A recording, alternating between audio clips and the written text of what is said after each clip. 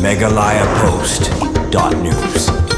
Ke West Giant Hills District kala anang penkrek syat-syat ban pelong ya ke 6 Meghalaya Games arajar pesan hakabala sakhi ba jingtei ba repair kilazang ban deplut hashwa ke jingpli perda ya ke ni kelempung ilekai sports ke bahe jangka jela Meghalaya. Nagalang gibor penyat district ke West Giant Hills lamba kinong penyat ya ke Meghalaya Games kila nang yai tri shitom ban pelong ya ke ni kelempung ke basyangkun bat ke bajob da ke ba pinbit pinbiang ya kimadan nyelekai ke jakasa bat kiwei ke jingan kam bakilong ki babit babiang ha ke ni kelempung ilekai ja ke Meghalaya Games kindan hadu arp khandai teli ki jat jinglekai ni disciplines keban sedang nadu ke arpau terik kelalingkot hadu ke arpsan terik kelalingkot arajar pesan ha ke ba ke swimming on pelong hapo ke crinoline pool bat ke golf on pelong ha Assam Rifles like kor. Kiwi ki jingilekai ki kintup ya ke archery, arm wrestling, athletic, badminton, basketball, boxing, cycling, football, gymnastic, judo, karate do, koko, muay thai, shooting, softball, sports climbing, table tennis, taekwondo, lawn tennis, volleyball, weightlifting,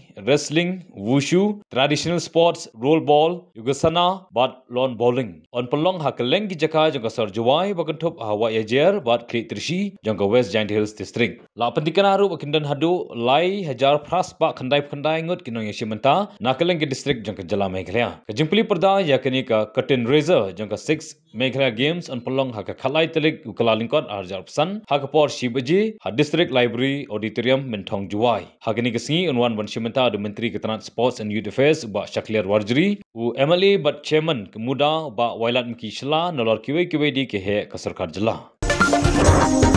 Megalayapost.news.